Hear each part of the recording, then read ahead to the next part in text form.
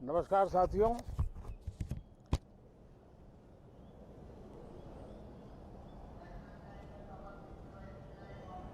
Monsoon सत्र में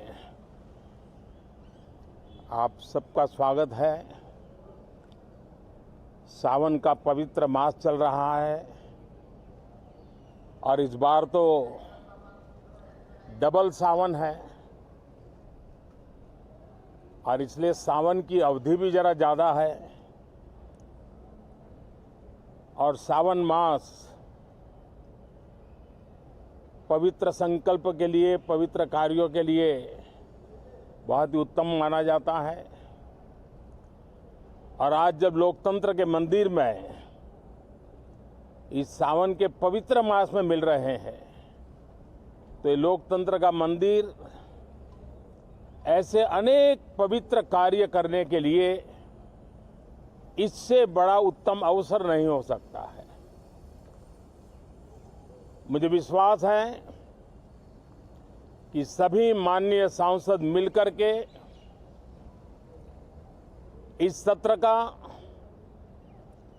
जनहित में सर्वाधिक उपयोग करेंगे।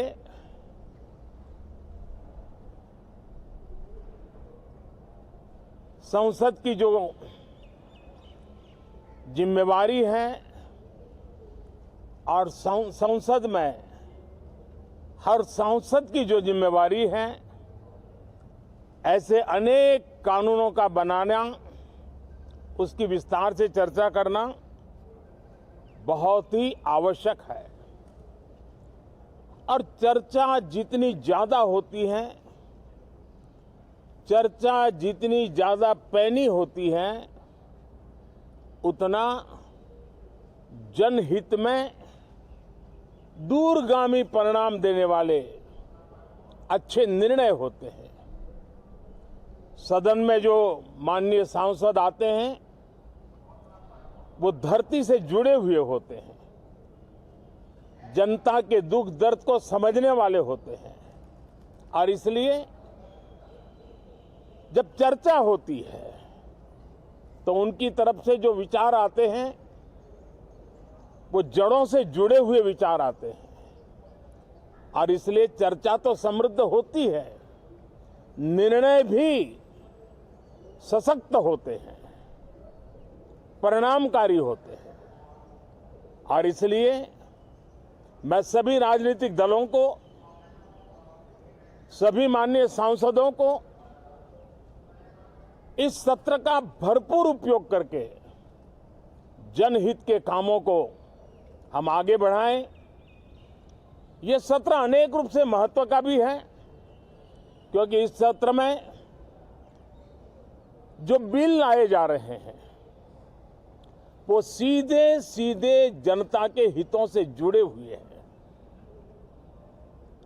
हमारी युवा पीढ़ी जो पूरी तरह डिजिटल वर्ल्ड के साथ एक प्रकार से नेतृत्व कर रही है, उस समय डेटा प्रोटेक्शन बिल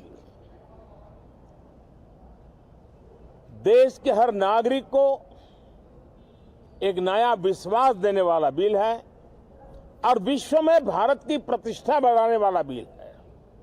उसी प्रकार से नेशनल रिसर्च फाउंडेशन, ये बिल एनआरएफ नई शिक्षा नीति के संदर्भ में एक बहुत बड़ा अहम कदम है और इसका उपयोग अनुसंधान को बल देना, इनोवेशन को बल देना, रिसर्च को बल देना और हमारी युवा पीढ़ी जो विश्व के अंदर नए उपक्रमों के द्वारा विश्व का नेतृत्व करने का सामर्थ्य रखती है, उनके लिए बड़ा अवसर देकर के आ रही है।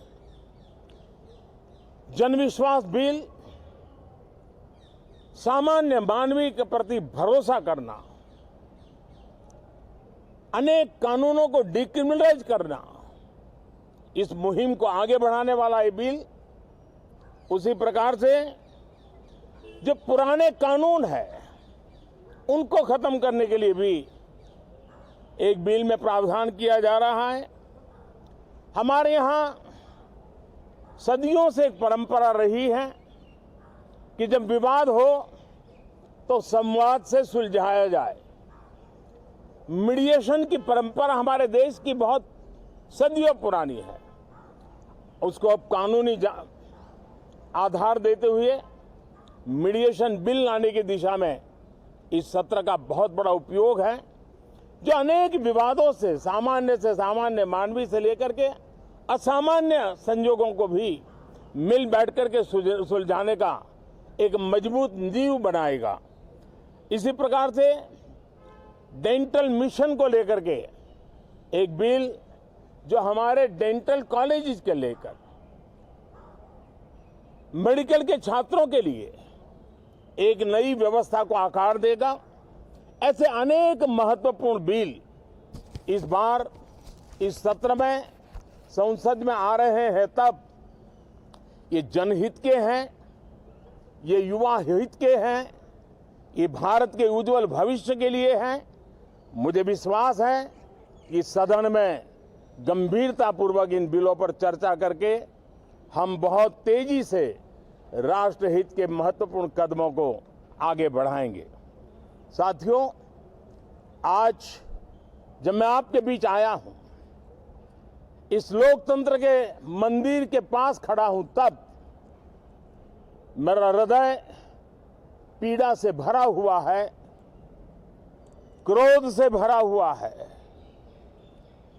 मणिपुर की जो घटना सामने आई है, किसी भी सभ्य समाज के लिए ये शर्मसार करने वाली घटना है।